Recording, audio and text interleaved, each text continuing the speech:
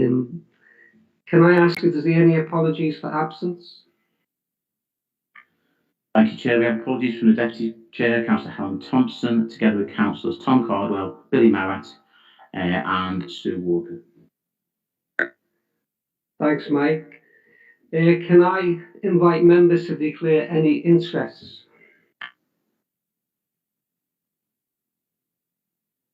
For the benefit of those viewing proceedings online, no interest have been declared in relation to the applications on today's agenda. Item 2, minutes of the last meeting, pages 4 to 8. Can I refer members to pages 4 to 21 of the agenda, which comprise the minutes of our last meeting as held on the 17th of August 2021. Are the minutes agreed? Item 3, urgent business, Mike. Thank you, Chair. Noting that the minutes of our last meeting have been approved, I can confirm to members that we have no urgent items of business. Therefore, I would advise the Chair we proceed on to agenda item 4. Thank you. Thank you, Mike. Item 4, 47 Parade Crescent, Liverpool 24, 2RB, Speke-Garston Ward. Can I invite Emma Morrison, the agent, and Jan West, the representative of the applicant, to address the committee?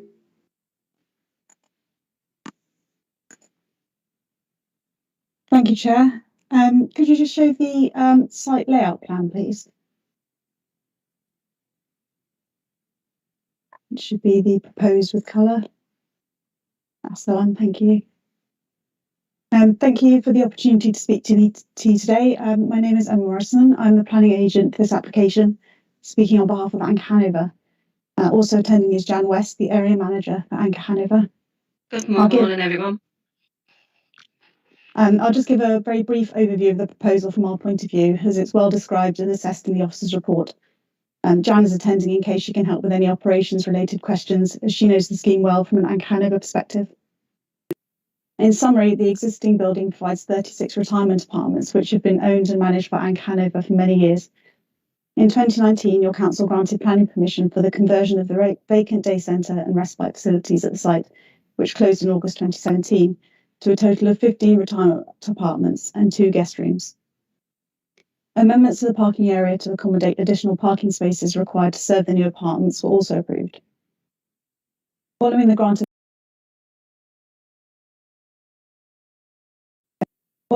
of planning permission, Anchor Hanover continued to review the proposals in more detail and concluded they required some minor internal amendments to the approved apartment layouts. These changes have resulted in the need to move the cycle and mobility buggy store and the reduction in the number of additional apartments by 1, from 15 to 14. As the cycle and mobility buggy store can no longer be accommodated within the existing building, a small single-storey extension is now proposed. Because this extension is not covered by the 2019 planning permission, a new planning application is necessary to achieve the desired amendments. Apart from additional minor internal changes and the resultant alterations to door and window positions, the proposal remains otherwise unchanged from that already approved. Since the submission earlier this year, we've included a crossing point within the car park, additional seating within the landscape garden area, and other accessibility improvements at the request of the accessibility officer, who has been appointed since the previous application was determined.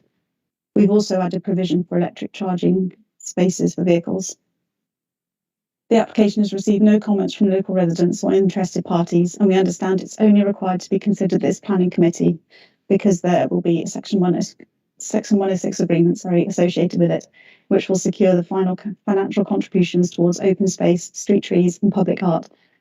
I hope you will agree with your planning officer's recommendation for approval, but if you have any queries for me or Jan, we would be happy to respond wherever we can. Thank you. Okay, thanks, Emma. Jan, would you like to address the committee? No, I'm fine, thank you. It's just if you had any questions for me. Okay. Do members of the committee have any questions to the applicant or to the agent? No? Okay, then can I bring in the case officer to summarise the application? Thank you, Chair. My name is John Hayes. I am the team leader for development management in the north of the city. Chair, you had a presentation there and you have a full report before you. As has been explained and as is set out in the report, this is a broadly similar application to one that was approved by this planning committee back in 2019. The differences between that application and the current application are set out more fully at paragraph 1.1 on page 28 of your report. But essentially it is for one less apartment. So as previously it was for 15, it's now for 14. Some very minor internal changes from that was previously agreed. And the most significant element is the cycle/buggy store that was referred to in the presentation. So the issues, Chair, remain as they were when this item was considered back in 2019. In terms of the principle of development, the officers considered that this is perfectly appropriate within this primarily residential area. There are no significant issues in terms of local plan and so on. In terms of the layout, scale and design, the extension is considered to be highly appropriate in terms of its location. It's unlikely to have any effect in terms of residential amenity.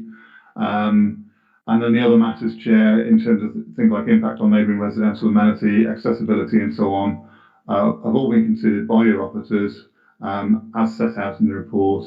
You'll also see, Chair, that there have been no objections either from residents or from ward councillors in relation to this particular application. The reason that this item is before you is in connection with the section 106. So again, as you've heard from the presentation, full section 106 is to be payable as set out again in the report. Happy to answer any questions, Chair. Thanks, John. Do members have any questions? No? Well, therefore, can I move that the recommendation be approved? Is that agreed?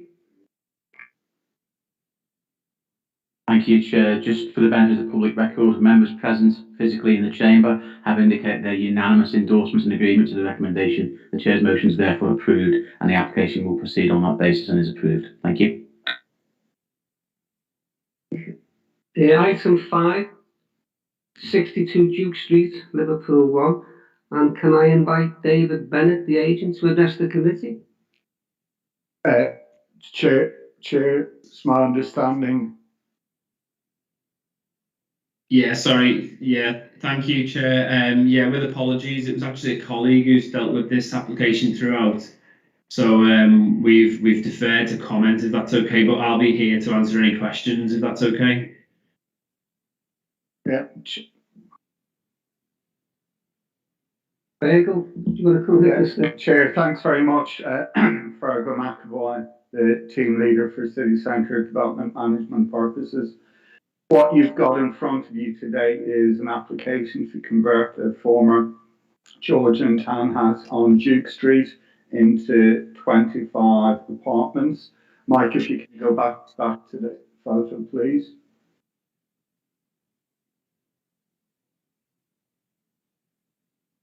Thank you. The building was previously occupied by Lobato nightclub, and the basement area was a former restaurant known as Down the Hatch. The proposal, as I said, is to convert the whole of the building into 25 short studio apartments within Class C1 for kind of short stay tourism purposes. The building has got a double frontage both onto Duke Street, which you can see here now, and also on Henry Street at the rear. Thank you. Within, that's the rear elevation to the right-hand side of the site. Proposal on the Henry Street elevation, which is in front of you, allows for servicing at the rear, and that kind of roller shutter would be redesigned, and it allows for two fully accessible apartments at level access from Henry Street elevation at the rear. All the remainder of apartments would be located off Duke Street at the front of the building. The report in front of you details comments received from Highways, Environmental Health, Conservation and Inclusive Design, who are largely supportive of the application following comments that have been made in design changes. You'll note from your report that there's a number of objections which total 7, received from residents on Henry Street. Mike, there should be second photo in the middle. Yeah, thank you. There's a number of residential apartments on Henry Street which sit at the opposite side to the rear of the site. These are located some 10, 12 metres from the rear of the building. If I deal, Chair, probably the main issue is the objections raised by the said residents, and I'll deal with them. A lot of concern relates to the fact that Henry Street would be open to now short stay apartments, which would result in antisocial behaviour. Only 2 of the apartments, the fully wheelchair accessible units, would be located off Henry Street, opposite those apartments. All the remaining 23 units would be accessed off Duke Street. That was the front photo you saw. If you notice the front photo, there's this 3 or 4 steps up to the building, so it couldn't be used without substantial alterations to make that kind of DDA compliant, hence the accessible units at the rear. Residents raised issues of the planning permission is granted, proper soundproofing is required, and also strict policy on noise for guests. There's going to be secondary glazing on all windows at the front of the building, and there's going to be a realignment of the windows at the rear elevation, all of which would be as a minimum secondary glazed. There's also a condition on the recommendation for a management plan to show how guests would access egress to property, how issues of noise and disturbance could be dealt with through a form of management plan. Those details will have to be submitted to the LPA and signed off before development can commence on the site. Concern was raised by residents about the fact that within the Duke Street area, there's not a lot of on-street car parking, and this would cause for even less spaces to be available. Within the comments, the proposal is fully supported by your highways officer. There's no provision for off-street car parking. However, there's proposals for 10 basement parking spaces within the basement. There's a number of short stay surface level car parking together with pay and display within close proximity to the application site, and short stay apartments by nature of these people usually arrive in the city via rail or other forms of public transport and either walk to the premises or get taxis to them. So we do not think this would lead to additional levels of kind of private car trips. A number of the residents of Henry Street have also raised issues in relation to the ongoing proliferation of short stay apartments within Duke Street area and how this is imposed on the kind of long-term residential community and issues relating to antisocial behaviour. Yes, there are a significant number of short stay apartments within the kind of Duke Street area. Duke Street is very popular for the kind of boutique hotels, or for you've got similar properties to this kind of former Victorian and Georgian townhouses, which can be converted into such uses. The site was in a mixed use area within the development plan, so such uses can be acceptable. A number of complaints have been received about other uses within the area, including there's an existing, to the right hand you can see the scaffolding on the right side of the photo. That property is also being converted into short stay apartments. There's been issues raised in relation to kind of late night construction noises, which have been currently investigated by the enforcement team. Chair. There's a detailed report in front of you. All the issues have been addressed and the concerns, I said, acknowledged by residents, and all of those have been addressed within the application. Instead, Chair, the agent for the applicant is here sitting virtually if you've got any questions for him. Okay, thanks, Fergal. Anna, you got a question for either Fergal or the agent? I don't know. I just have a question about one of the sort of objections from the residents, which I don't think it's been addressed. So if more windows are to be created along the left exterior wall, there would be a significant lack of privacy.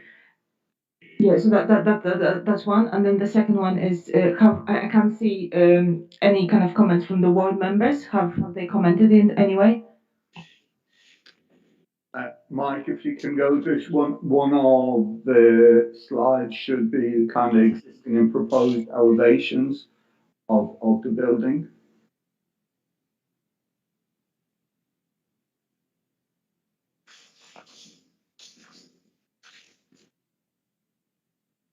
Yeah, thank you. Councillor, in the top left is the existing front and rear elevations, and the bottom left is the proposed elevations. The elevation to Duke Street largely remains the same, other than the installation of two roof lights on the roof of the Duke Street frontage, which you can see in bottom left. In the on the Henry Street elevation, there are no additional windows to be installed. There's a rationalization of the existing windows. There's the same number of windows. You'll also see that the kind of two-story outrigger extension, which sits in the middle of the frame, that's been increased in height to kind of provide a third floor, but there are no additional windows that could overlook the residents. Chair, in relation to the second query, there doesn't appear to be any comments received from more councillors. Okay, thanks, Fergal. Have members got any other questions that they'd like to ask? Can't see anybody indicating. Oh, Councillor Maloney. Thanks, Chair. It's just, will any of the underground parts of the building be used for accommodation? Yes, there will, Councillor. On the front of the building, as I've said, there's an existing, a former restaurant, which was known as Down the Hatch, which was accessed by a set of steps from the front of the building. So the bottom left, you'll see where the kind of wrought iron railings are. There's a separate access. Two apartments will be located where that form, 2 or 3, just bear with me, 2, 6. Yeah, 2 apartments will occupy that former restaurant. One of the apartments has got, there's existing light wells out onto Duke Street. The second one there's an internal courtyard being formed part of the realignment of the existing building. So the second basement room will have windows looking out into that courtyard. Okay, thanks, Fergal. Are there any other questions, comments? Councillor Lee?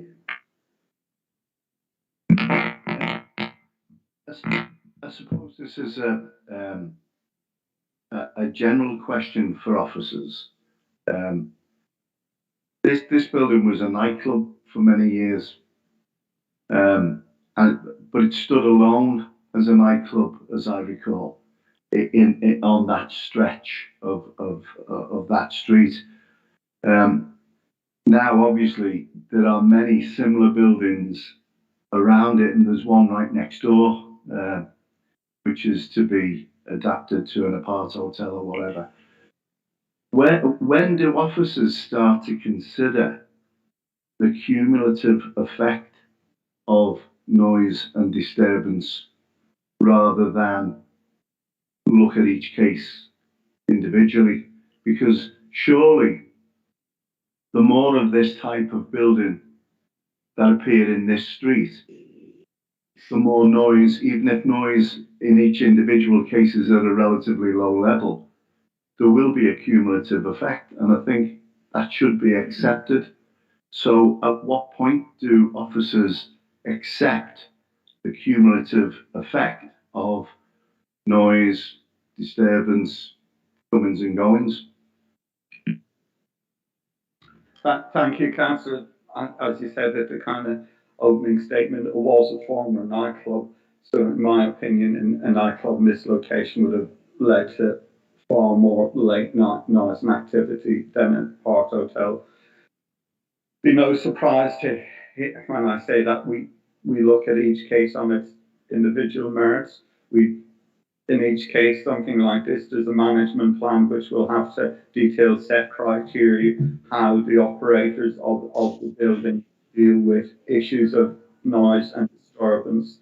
One of the issues and it is hard to identify from our purposes, is very hard to identify which particular premises is the residence of this premises, as opposed to existing residents of the area or residents of an apart hotel 3 or 4 premises down. So it is difficult from that point of view. That's why we ask the applicants to provide a robust management plan which can deal with issues of antisocial behaviour. And maybe it's worth the agent for the applicant asking him in this particular instance how they propose to deal with kind of antisocial behaviour. Thanks, Virgil.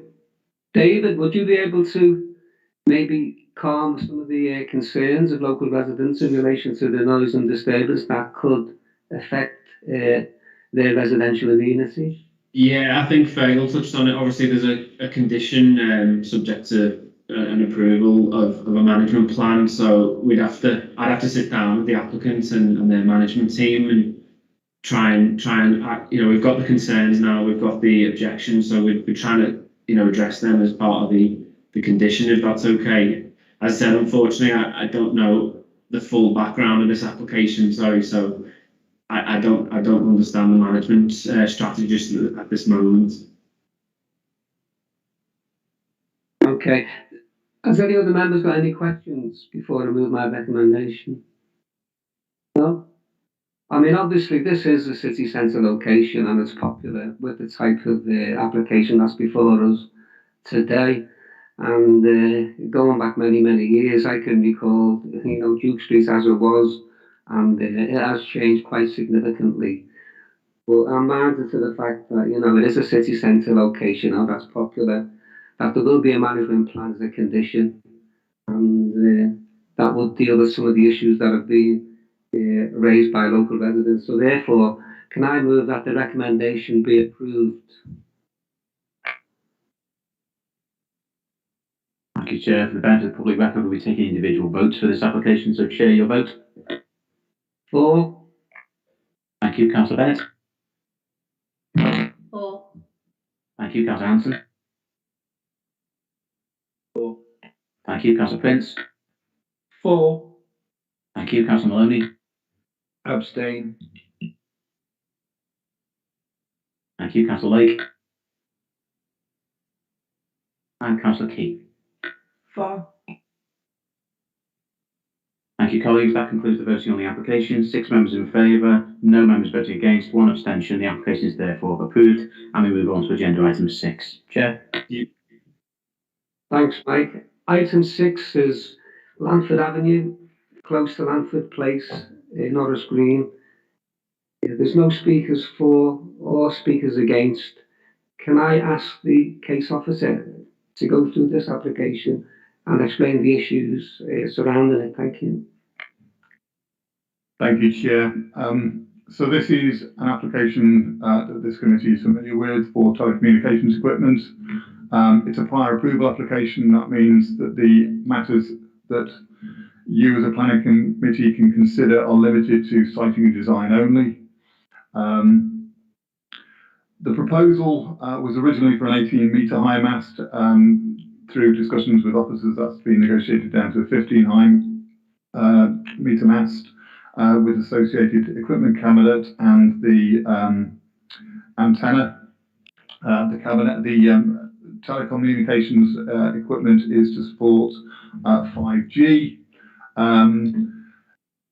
It's the usual issues, Chair. Ultimately, it comes down to a judgment as to whether or not this particular location is acceptable in terms of its siting and design. Your policies are generally supportive of telecommunications equipment. both through the UDP and the more up-to-date local plan. This application has been submitted in accordance with all usual requirements, including looking at alternative sites and the IGNOT certificate. You'll see from the photographs, which are perhaps unusually included within the agenda papers, that this is to be located opposite a small piece of green space and adjacent to a small parade of shops. The opposite side is also green space. You'll see again on the photographs on the agenda papers that there is already a number of street furniture structures, including lighting columns. Your officer's view, therefore, is that the location is appropriate for this type of telecommunications equipment, and having had it reduced down to 15 metres, its overall height and design is also considered acceptable and would not be adversely harmful to the visual amenity of the area. You'll see, Chair, that there is an objection from the local ward councillors expressing concern about the proximity to a children's play area. The plans have been submitted, and you can see them there, show that the equipment, the cabinets and the mast are to be located on the pavement area. They're not within the green space itself. So there shouldn't be any reason why the use of that green space can't continue in the way that it currently is or intended in the future. So for all of those reasons, Chair, we are recommending approval subject to the condition. Thank you. Thanks, John. Councillor Key. How far exactly from the children's play area will that mast be located? I would stress it's not a children's play area at the moment. It is a grassed piece of land, effectively. I think it's probably, I suspect originally it was intended to form part of a larger parade of shops. But at the moment it is simply, you can see on that plan there, it is simply a grassed over piece of land. It's currently leased to, I think it's called the Neighbourhood Services Company, by the council, and they have aspirations to develop it as a children's play area, but it isn't a children's play area at the moment. The square on the plan in front of you on the screen shows clearly where that telecommunications equipment would be in relation to that piece of green space, and obviously again on the opposite side you've got an area of green space as well. Thanks, John. Has any other members got any questions or comments? No. I mean, again, I think it's one of those applications that we're getting quite a lot of now, and apart from some of the technical issues, really, we don't have a great deal of leeway to refuse these applications based on the planning guidance and planning law. So therefore, could I move that the recommendation be noted and approved? Is that agreed? Thank you, Chair. We have your valid recommendation. Before I move to the vote, are there any amendments? If so, a member will need to move those now, and that will need to be formally seconded. No? In which case, Chair, we will vote on your recommendation. Your vote, please. 4. Thank you. Councillor Bennett. 4. Thank you. Councillor Hanson. 4. Thank you. Councillor Prince. 4. Thank you. Councillor Maloney. Abstain. Thank you. Councillor Lake. Thank you. And Councillor Key. Against. Thank you. That concludes the voting on the application. 5 members have voted in favour, 1 member against, Councillor Anna Key, and 1 member has abstained, Councillor Pat Maloney. The application is therefore approved subject to the prior approval process as referenced by the Chair. We now move on to our final item of business, number 7 on today's agenda. Thanks, Mike. Item 7 is a site adjacent to 23 Church Road North, Liverpool 15. We've got no speakers for and no speakers against. Therefore, can I ask the officer to summarise this application for us? Thanks, Chair. Again, very, very similar. The proposal, again, has been reduced from the original 18 metres down to a 15 metre high mast with the associated cabinets. We've received a number of objections as set out in the report. And again, Chair, the issues are whether or not the siting and design of the cabinet are considered appropriate in this location. And again, as with all of these applications, they provided evidence of alternative sites that they've looked at and the reasons why those have been discounted. They've included the usual ICNEP certificates. And again, from the site plan, Chair, you can see that it is adjacent to an area of open space, so it will be seen against that backdrop.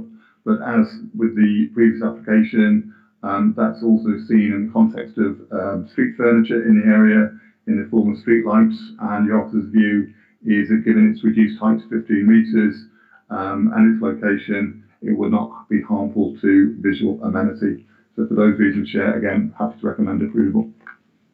Thanks, John. Do members have any questions? Councillor Key? Thanks, Chair. So one of the neighbours raises the issue of a loss of trees. Will there be a loss of trees? If so, how many? I'm not aware that there's any evidence that there would be a loss of trees. There's nothing in the application to suggest that there would be a loss of trees associated with this application. Are there any other questions or comments? No? Again, it's the same question that we've just been discussing. So can I move that the recommendation be approved? Is that agreed? Thank you, Chair. Any amendments? No. In which case, we'll vote on your recommendation to approve, Chair. And Chair, if you'll cast your vote. 4. Thank you. Councillor Bennett. 4. Thank you. Councillor Hanson. 4. Thank you. Councillor Prince. 4. Thank you. Councillor Maloney. Abstain. Thank you. Councillor Lake. And lastly, Councillor Key. Abstain. Thank you, colleagues. That concludes the voting on the application. 5 members in favour, no against, 2 abstentions. The application is therefore approved on that basis. And that concludes today's business. Chair, can we back to you? Yes, thanks, Mike. I think we have really beaten the record, I think, this morning. Obviously, we've only had 4 items on the agenda, and I think that we've dealt with them in a professional way. So thank you for all your contributions, and I hope that you have a pleasant remaining of the day. So thank you for all attending. Thank you.